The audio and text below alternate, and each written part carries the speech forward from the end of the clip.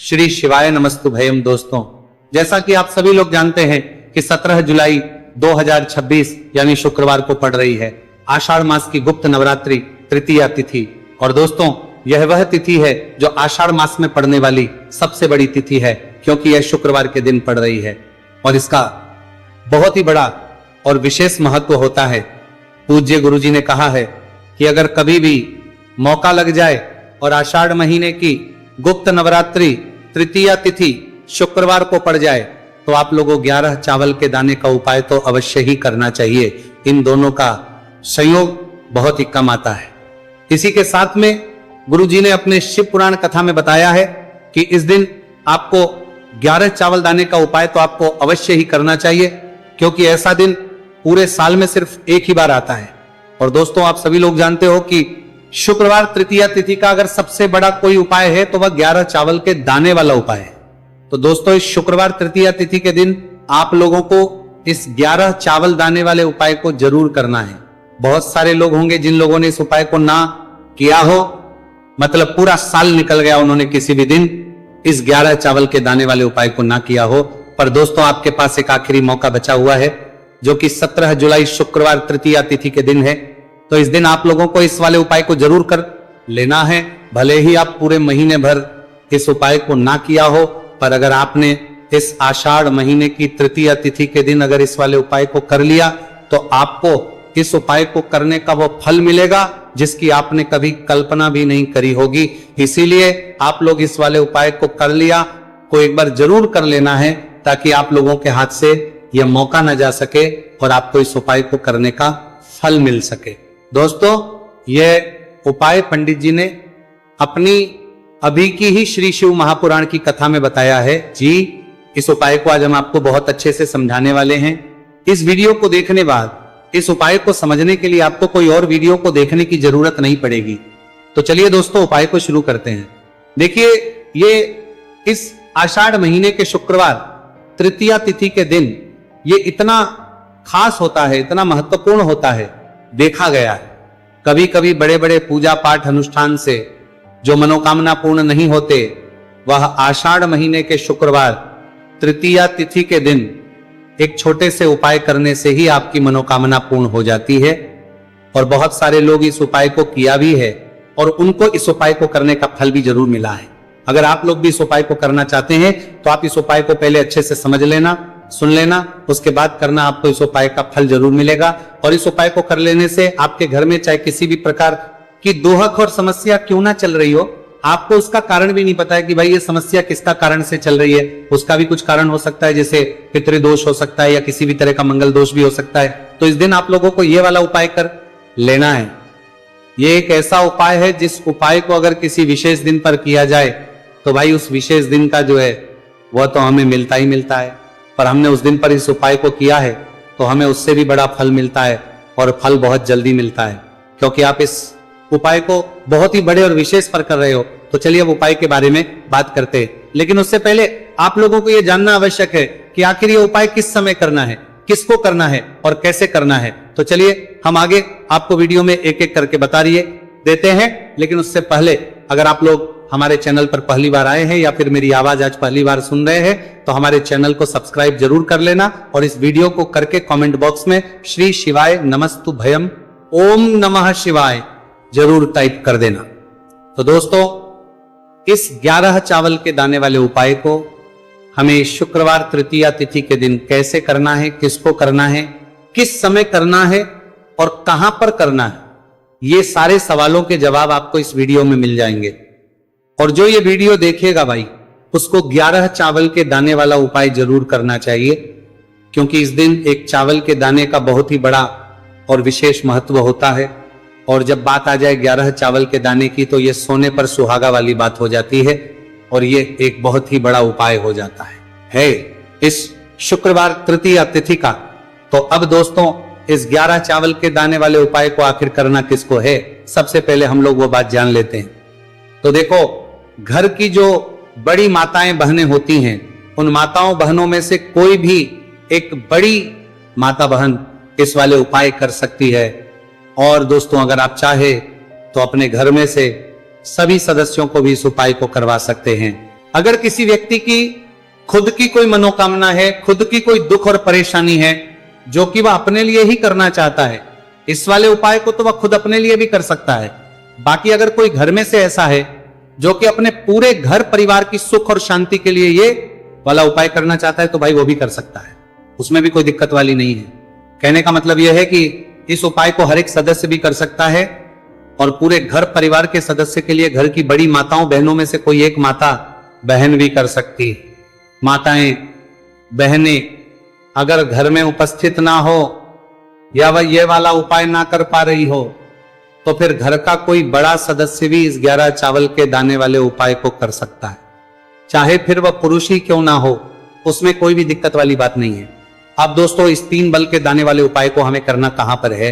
हमें इसे शिवजी के मंदिर में जाकर करना है। बहुत सारे लोग प्रश्न करते हैं हर एक उपाय को करते समय क्या हम इस उपाय को घर पर कर सकते हैं? तो इस वाले उपाय को आप घर पर नहीं कर सकते हो। इस वाले उपाय को करने के लिए आपको शिवजी के मंदिर ही जाना पड़ेगा। उसके बाद में दोस्तों जो अगला प्रश्न निकल कर आता है वह आता है इस उपाय को लेकर के आखिर इस उपाय को हमें किस समय करना है? सुबह के समय करना है कि शाम के समय करना है? तो देखो, इस वाले उपाय को आप लोग सुबह के समय भी कर सकते हो और शाम के समय प्रदोष काल में भी कर सकते हो। अब अगर आप पूछो कि भाई साहब सबसे उत्तम समय कौन सा रहेगा इस 31 चावल के दाने वाले उपाय को करने का, तो हम आपसे बस यही कहेंगे कि इस उपाय को आप सुबह के समय करेंगे तो ज्यादा बेहतर होगा। बाकी अगर प्रदोष काल शाम के समय भी करेंगे तो भी अच्छा होगा, उसमें कोई भी दिक्कत वाली बात नहीं है। तो अब दोस्तों अगली सबसे बड़ी और महत्वपूर्ण बात आती है, वह ये आती है कि सुबह अगर हम उपाय को करेंगे तो हमें कितने बजे से लेकर कितने बजे तक के बीच में करना है, और शाम के समय प्रदोष काल में करेंगे तो हमें कितने बजे से लेकर कितने बजे के बीच में करना है। तो देखो, सुबह जितनी जल्दी हो सके आप उपाय को करने की कोशिश करना। बाकी अगर किसी कारणवश लेट भी हो जाती, देर भी हो जाए तो 10 या 11 बजे तक भी आप उपाय कर लेना, पर 12 बजे से ज्यादा देरी ना हो, ठीक है? इस बात का ध्यान रखना। उसके बाद में दोस्तों अगर शाम के समय प्रदोष काल की बात करें, प्रदोष काल का जो समय है होता है वह शाम के 6 बजे से शुरू हो जाता है। मतलब शाम के 6 बजे से लेकर 7 बजे के बीच का जो समय होता है यह समय प्रदोष काल का समय होता है। पर अभी जो मौसम चल रहा है इस मौसम में जो है शाम बहुत देरी से होती है, तो आप इस उपाय को 7 या 8 बजे के बीच में भी कर सकते हो। मतलब शाम के 6 बजे से 8 बजे के बीच में आप कभी भी इस वाले उपाय को कर सकते हो, उसमें कोई भी दिक्कत वाली बात नहीं है। अब दोस्तों यहां पर इस उपाय को लेकर एक और सबसे बड़ी बात यह निकल कर आती है कि इस 11 चावल के दानों को हमें लेना कहां से होता है, और हमें इस उपाय को करने के साथ में क्या और कुछ भी सामग्री ऐसी होती है जो शिवजी के मंदिर लेकर जानी पड़ रहती है। तो देखो यहां पर हम आपको बता दें, सबसे पहले आप लोग ये जान लो कि ये जो 3 चावल के दाने वाला उपाय है, सिर्फ और सिर्फ आप उपाय की सामग्री लेकर कभी भी शिवजी के मंदिर मत जाना, क्योंकि हमें भगवान के सामने यह नहीं दर्शा है कि अगर हम भगवान शिवजी के मंदिर आए हैं तो अपने फायदे के लिए आए हैं। तो इसलिए जो भी पूजन सामग्री है, उपाय सामग्री है 11 चावल के दाने, इसके साथ में आपको पूजन सामग्री भी जरूर लेकर जाना है।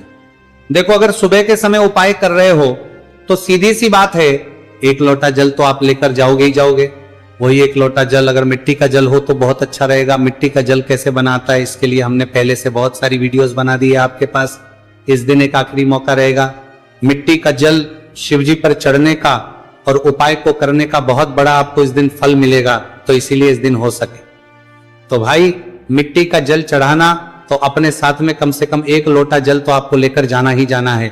अगर मिट्टी का जल नहीं है, मिट्टी का जल नहीं है तो घर का जल भी आप इस्तेमाल कर सकते हो।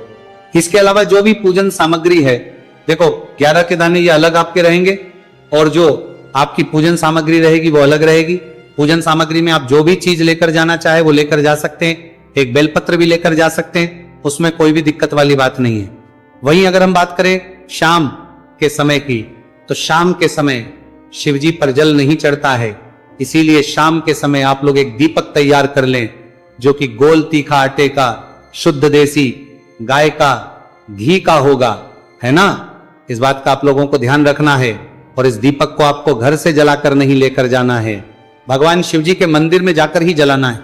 इस बात का भी आप लोगों को ध्यान रखना है।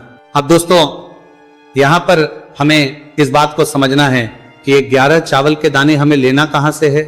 क्या हमें दुकान से लेकर आना है, या हमें अपने घर से लेना है, या कहां से लेकर आना है, और कौन से चावल लेना है, क्योंकि चावल भी बहुत प्रकार के होते हैं। तो देखो, इन सभी सवालों के जवाब आप लोग एक बात में सुन लो कि भाई जो उपाय है, इस उपाय में आपको ये नहीं देखना है कि भाई कौन से चावल है, कौन से चावल नहीं है। बस जो भी चावल ले रहे हो वो चावल का दाना सबूत होना चाहिए, मतलब साबुत होना चाहिए, टूटा हुआ नहीं होना चाहिए, कटा पीटा नहीं होना चाहिए। यह बात आपको ध्यान रखना है। बाकी आपका चावल बासमती हो या सादा चावल हो या कोई सा भी चावल हो, उसमें कोई भी दिक्कत वाली बात नहीं है। तो सीधी सी बात है कि आपके घर के रसोई घर में जहां पर आप बनाते हो, वहां पर जो भी चावल आपके उपस्थित हो, उन चावलों में से अपनी एक कटोरी भर लेना या एक मुट्ठी चावल अलग से निकाल कर रख लेना, क्योंकि हम 11 चावल ही यहां पर इस उपाय में लेने वाले हैं। तो हमें ये चावल के दाने गिनकर निकालने पड़ेंगे। इस बात का आप लोगों को ध्यान रखना है। तो अपने उस चावल की कटोरी में से या चावल में से 11 ऐसे चावल के दाने आप लोग निकाल लो जो कि टूटे हुए ना हो, कटे पीटे ना हो, कोई दाग ना लगा हुआ हो, है ना। अच्छे साबुत चावल के दाने 31 दाने आप लोग निकाल कर रख लो, और इन्हें किसी भी एक कागज की पड़िया में या किसी एक छोटी सी कटोरी में आप लोग रख लो, ताकि ये सुरक्षित रहे, आपके एक भी चावल का दाना इधर उधर ना हो और आपका उपाय भी पूरा अच्छे से हो जाए। तो भाई जैसे ही आपका उपाय की जो सामग्री है, 11 चावल के दाने ये तैयार हो जाते हैं, उसके बाद में आपको जो भी अपनी पूजन सामग्री है, सुबह समय कर रहे हो तो 1 लोटा जल और 1 बेलपत्र या पूजन सामग्री जो लेकर जाना चाहो उसकी भी तैयारी कर लेना।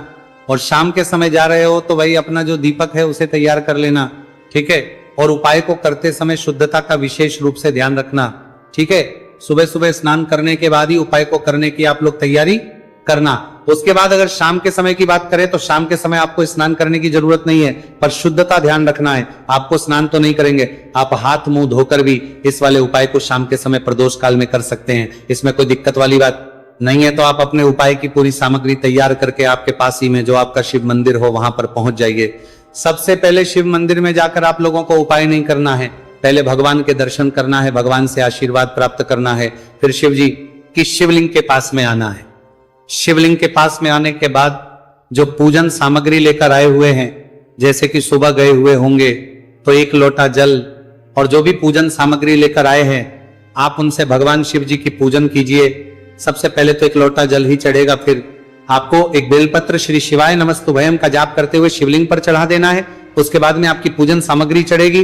उसके बाद में अगर दोस्तों शाम के समय अगर आप इस उपाय को कर रहे हो तो अपने साथ कम से कम एक जो दीपक है गोलबाती का, जो आप अपने साथ में लेकर गए हो, उस दीपक को मंदिर में जाकर अपनी माचिस से जलाना है और उस दीपक को शिवलिंग के पास में रखना है, ठीक है।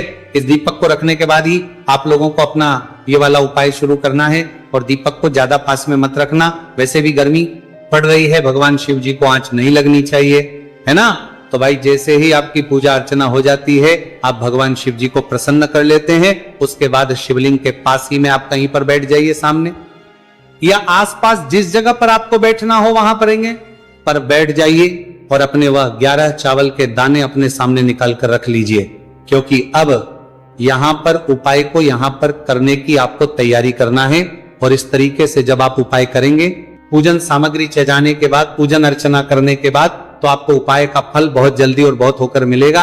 तो अपने चावल के अपने सामने निकाल कर रख लेना। और ये जो उपाय है ये आपकी सीधे हाथ की हथेली से होगा, इसलिए इस बात का भी विशेष रूप से ध्यान रखना है। तो सीधे हाथ की हथेली का प्रयोग करके ही आप लोग अपना इस वाले उपाय को करना। अपने सामने जो भी आपके कागज की पुड़िया है उसको खोलकर रख लो, या कटोरी है तो भाई उसे अपने सामने रख लो और अपने वो 11 चावल के दाने निकाल लो, ठीक है। उसके बाद में दोस्तों अब आपको क्या करना है कि शिवलिंग आपके सामने होगी, तो आपने वो 11 चावल के दाने एक एक करके जहां पर आपने बेलपत्र चढ़ाए हैं, आपको शिव जी के शिवलिंग के ऊपर चढ़ाना है। कहां पर चढ़ाना है? शिवलिंग के ऊपर चढ़ाना है, और कहीं पर भी नहीं चढ़ाना है आपको। अपने हथेली से तो शिवलिंग के ऊपर चढ़ाना है, भले ही फिर वो अपने आप जलाधारी पर गिर जाए, ये मतलब वहीं पर गिर जाए, उसमें कोई दिक्कत वाली बात नहीं है, पर आप चढ़ाओ शिवलिंग के ऊपर। तो आपको क्या करना है? अपना पहला चावल का दाना उठाना है, श्री शिवाय नमस्तु भयम बोलना है और शिवलिंग पर चढ़ देना है। इसी तरीके दूसरा चावल का दाना उठा है, शिवलिंग पर चढ़ना है और मंत्र बोल देना है। और फिर तीसरा, चावल का दाना उठाना है, श्री शिवाय नमस्तु भयम बोलना है और चढ़ देना है।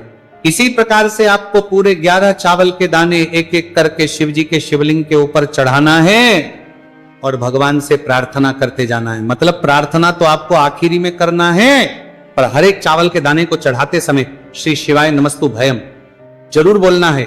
उसके ही में यह चावल का दाना शिवलिंग के ऊपर आपको चढ़ाना है।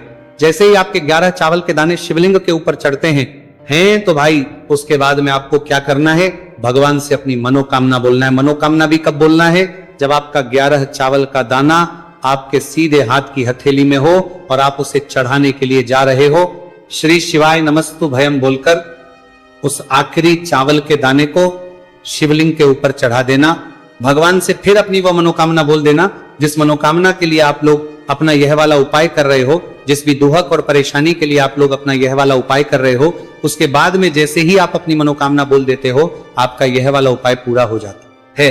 पर दोस्तों, उपाय को करने के बाद आप लोगों को 2 मिनट भगवान शिव जी के मंत्र का जाप जरूर करना है। और मंत्र का जाप करने के बाद भगवान से एक और बार करना है अपनी मनोकामना के लिए या अपनी जो भी दुख और परेशानी है उसके लिए। इसके बाद में आप लोग भगवान को देखकर, भगवान से प्रार्थना करके, उनसे आशीर्वाद लेकर वहां से उठ सकते हैं और अपने घर पर जा सकते हैं। बस दोस्तों, यहाँ पर ये वाला उपाय पूरा हो जाता है। इस तरीके से जो भी व्यक्ति छोटी छोटी छी का ध्यान रखते हुए इस 11 चावल के दाने वाले उपाय को करेगा, निश्चित सी बात है उसे उसकी मनोकामना पूरी होगी और जो भी दुख और परेशानी है वो भी बहुत ही जल्दी दूर होंगे। तो दोस्तों, ये थे पूज्य गुरुजी द्वारा बताए गए कुछ बहुत ही खास उपाय। अगर आपको जानकारी अच्छी लगी हो तो वीडियो लाइक करिएगा। मिलते शिवते हैं फिर एक नए वीडियो के साथ। श्री शिवाय नमस्तु भयम।